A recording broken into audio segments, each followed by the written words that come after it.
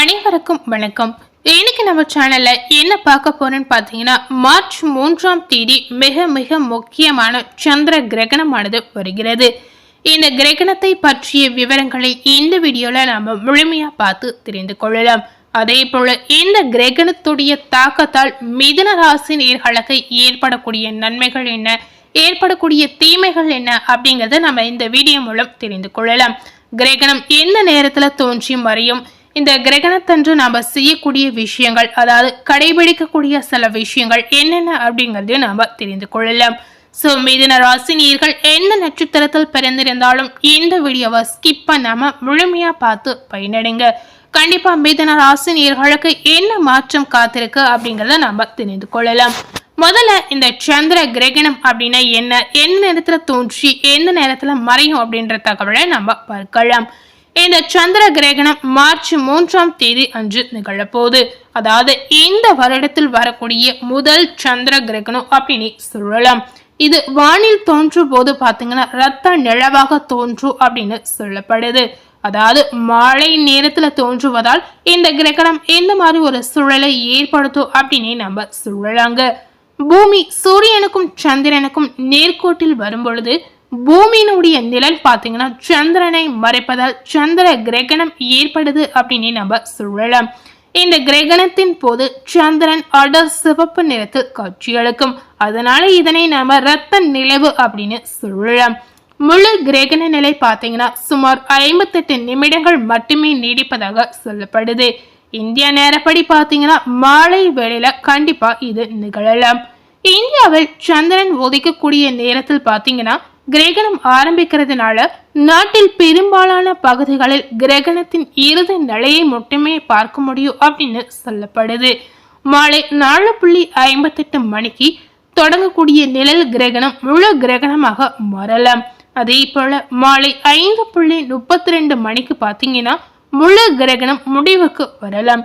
இரவு 7:53 மணிக்கு பாத்தீங்கன்னா கிரகணம் முழுவதுமாக முடிவுக்கு வரும் அப்படின்னு சொல்லப்படுது.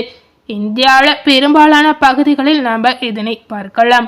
அதே போல மாலை நேரத்தில் பாத்தீங்கன்னா 5:10 முதல் 5:25 மணிக்கு, அதாவது இந்த குறிப்பிட்ட நேரத்தில் கிரகணத்துடைய உச்சகட்ட நிலையை நாம தெளிவாக பார்க்கலாம் அப்படின்னு சொல்லப்படுது. இந்த சந்திர கிரகணத்தை நாம எப்படி பார்க்கலாம் அப்படின்னு பாத்தீங்கன்னா, சூரிய கிரகணத்தை போலன்றி, அதாவது சூரிய கிரகணத்தை பார்க்கும் பொழுது கண்ணாடி அணிந்து கொண்டு வெறு கண்களால் நாம பார்க்கவே மாட்டோங்க.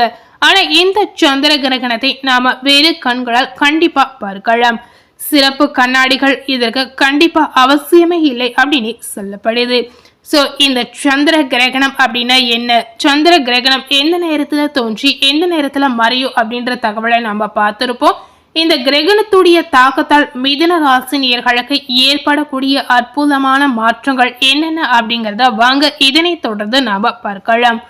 பொதுவாகவே மிதுன ராசி நேயர்கள் எப்படிப்பட்ட ஒரு குணம் கொண்ட நபர் அப்படின்னு பாத்தீங்கன்னா, எளிதில் பாத்தீங்கன்னா ஈஸியா நண்பராக கூடிய ஒரு திறமை பெற்றிருக்கக்கூடிய நபர் அப்படின்னு நாம மிதுன ராசி நேயர்களை சொல்லலாம்.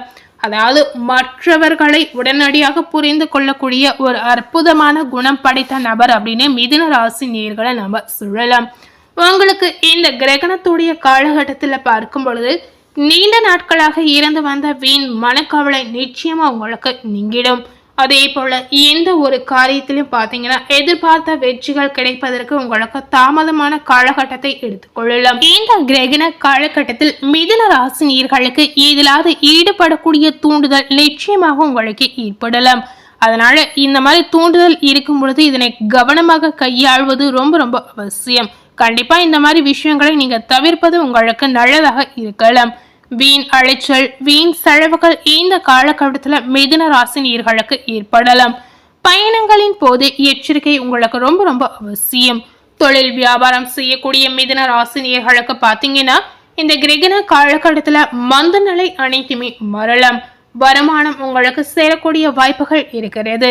புதிய முயற்சிகள் கால தாமதமாக உங்களுக்கு முடியலாம். வாடிக்கையாளர்களிடம் வாக்குவாதத்தை தவிர்த்து அனுசரித்து பேசுவது ரொம்ப ரொம்ப நல்லதுங்க. உத்தியோகத்தில் இருப்பவர்களுக்கு பாத்தீங்கன்னா கூடுதல் பணியை கவனிக்க வேண்டிய ஒரு சூழ்நிலை உங்களுக்கு ஏற்படலாம். அதே போல மிதுன ராசி நேயர்களுக்கு உங்களுடைய மேல் அதிகாரிகளிடம் சக பணியாளர்களிடம் நீங்க இந்த நேரத்துல முற்றிலும் அனுசரித்து செல்வது ரொம்ப ரொம்ப நல்லதுங்க. குடும்பத்தில் பாத்தீங்கன்னா அமைதி ஏற்படக்கூடிய ஒரு நிலை ஏற்படலாம். அமைதி நிலை ஏற்பட்டாலும் மிதுன ராசி நேயர்கள் நிதானமாக பேசுவதும் வாக்குவாதத்தை தவிர்ப்பதும் ரொம்ப ரொம்ப உங்களுக்கு நல்லதாக இருக்கலாம். விருந்தினர்களுடைய வருகை பாத்தீங்கன்னா உங்களுக்கு செலவுகளை ஏற்படுத்தலாம். வழக்குகளை தள்ளி போடுவதும் பேசி தீர்த்து கொள்வதும் நல்லதுங்க. ஆயுதம் தீ இந்த மாதிரி விஷயத்துல மிதுன ராசினியர்கள் கவனமுடன் செயல்படுவது முக்கியம். மிதுன ராசியில் இருக்கக்கூடிய பெண்களுக்கு இந்த கிரகணத்துடைய தாக்கத்தால் என்ன நடக்க போகுது அப்படின்னு பார்க்கும் பொழுது, பெண்களுக்கு அடுத்தவர்கள் பேச்சை கேட்டு எதிலும் ஈடுபடாமல் இருப்பது நன்மையை தரலாம். வீண் அழைச்சலும் செலவுகளும் உங்களுக்கு உண்டாகலாம். அதனால இந்த மாதிரி விஷயத்துல நீங்க கவனமாக இருப்பது முக்கியம். கலைத்துறையினர் பாத்தீங்கன்னா இதிலும் கூடுதல் கவனம் செலுத்துவது ரொம்ப ரொம்ப நல்லதுங்க.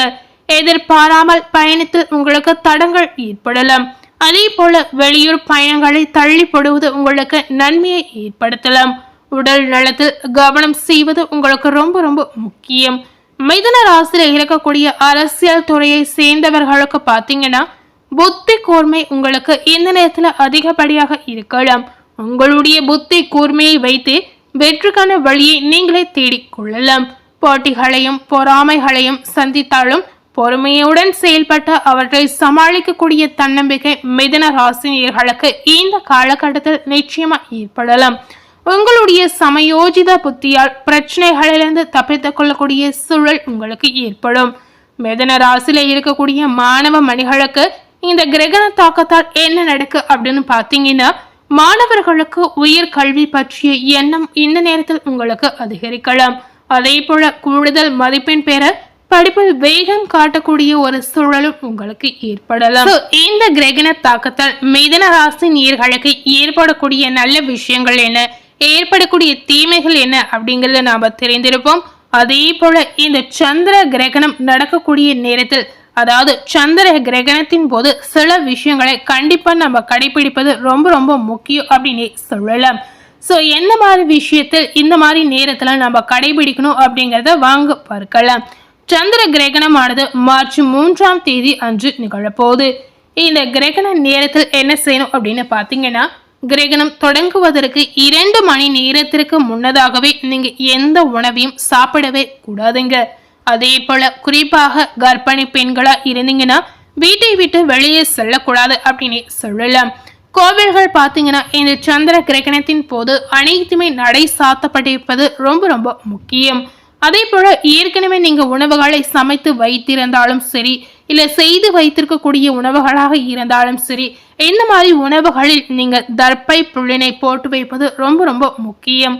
இந்த சந்திர கிரகணத்தின் போது நவ கிரக துதியை நீங்க படிக்க செய்யலாம்.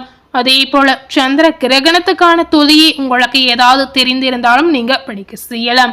இந்த கிரகணம் முழுவதும் முடிந்து விட்டதுக்கு அப்புறம் பார்க்கும் பொழுது கண்டிப்பாக குளிப்பது அவசியம். குளித்து விட்டு ஏதாவது ஆலயங்களுக்கு சென்று ஆலய தரிசனத்தை நீங்க மேற்கொள்ளலாம். இந்த ஆலய தரிசனம் செய்துவிட்டு தீபம் ஏற்றி வழிபட்டு வந்தீங்கன்னா கடன் தொல்லையிலிருந்து விடுபடக்கூடிய ஒரு வாய்ப்பு உங்களுக்கு நிச்சயமாக ஏற்படும். இந்த கிரகணம் முடிந்ததும் பாத்தீங்கன்னா பித்ருகளுக்கு இந்த காலகட்டத்துல நீங்க தர்ப்பணம் செய்வது அதீத நன்மையை உங்களுக்கு ஏற்படுத்தும். அதே போல ஆலய தரிசனம் மேற்கொண்ட பிறகே நீங்க உணவுகளை சாப்பிடுவது ரொம்ப ரொம்ப முக்கியம். இந்த சந்திர கிரகண காலத்தில் பாத்தீங்கன்னா வீட்டில் இருந்தபடியே இறைவனை வழிபாடு செய்யலாம். இறைவனை துதித்து இறை பாடல்களை படித்து நீங்க வழிபாடு செய்யலாம். இந்த மாதிரி நீங்க செய்து வரும்பொழுது உங்களுக்கு பாசிட்டிவான எண்ணங்களும் பாசிட்டிவான விஷயங்கள் கண்டிப்பா உங்களுக்கு நடக்கலாம். கிரகணம் முடிந்ததும் ஆலய வழிபாடு செய்வதும் இன்னும் அதீத சிறப்புகளை உங்களுக்கு ஏற்படுத்தி கொடுக்கும் அப்படின்னு சொல்லப்படுது. ஸோ கண்டிப்பா இந்த கிரகண காலத்துல இந்த மாதிரி விஷயத்தை பின்பற்றுவது உங்களுக்கு ரொம்ப ரொம்ப அவசியம். சூரிய கிரகணத்தின் போது நம்ம சில விஷயங்களை பின்பற்றுவோம். அதே போல இந்த சந்திர கிரகணம் நடக்கக்கூடிய நேரத்திலும் இந்த மாதிரி விஷயங்களை நம்ம பின்பற்றி செயல்படுவது ரொம்ப ரொம்ப முக்கியம். சோ இன்னைக்கு நம்ம சேனல்ல இந்த சந்திர கிரகணத்துடைய தாக்கத்தால் மிதுன ராசி நேயர்களுக்கு ஏற்படக்கூடிய நன்மைகள் என்ன அப்படிங்கறத பார்த்திருப்போம். அதே போல கிரகணத்தின் போது நாம செய்யக்கூடிய விஷயங்கள் என்னென்ன அப்படிங்கறது நாம பார்த்திருப்போம். ஸோ இந்த வீடியோவை நீங்க பார்த்து பயனடைந்த மாதிரி உங்க ஃப்ரெண்ட்ஸ் அண்ட் ஃபேமிலி பார்த்து பயனடையணும்னு நினைச்சீங்கன்னா இந்த வீடியோவை உங்க ஃப்ரெண்ட்ஸ் அண்ட் ஃபேமிலிக்கு லைக் பண்ணி ஷேர் பண்ணுங்க. மேலும் இதே போல ஒரு புதிய தகவலை தெரிந்து கொள்ளணும் அப்படின்னு நினைத்தீங்கன்னா மறக்காம நம்ம சேனலை சப்ஸ்கிரைப் பண்ணி அதே போல பக்கத்துல இருக்கக்கூடிய பெல் பட்டனையும் மறக்காம பிரஸ் பண்ணிடுங்க. நீங்க சப்ஸ்கிரைப் பண்ணா மட்டுமே நம்ம சேனல்ல போடக்கூடிய எல்லா நியூ அப்டேட்டான வீடியோஸும் நீங்க உடனுக்குடன் பார்த்து தெரிந்து கொள்ளலாம். நம்ம சேனல்ல ஃபர்ஸ்ட் டைம் பாக்குறவங்களா இருந்தீங்கன்னா நீங்களும் நம்ம சேனலை மறக்காம சப்ஸ்கிரைப் பண்ணி பக்கத்துல இருக்கக்கூடிய பெல் பட்டனையும் மறக்காம பிரஸ் பண்ணிடுங்க. தேங்க்யூ.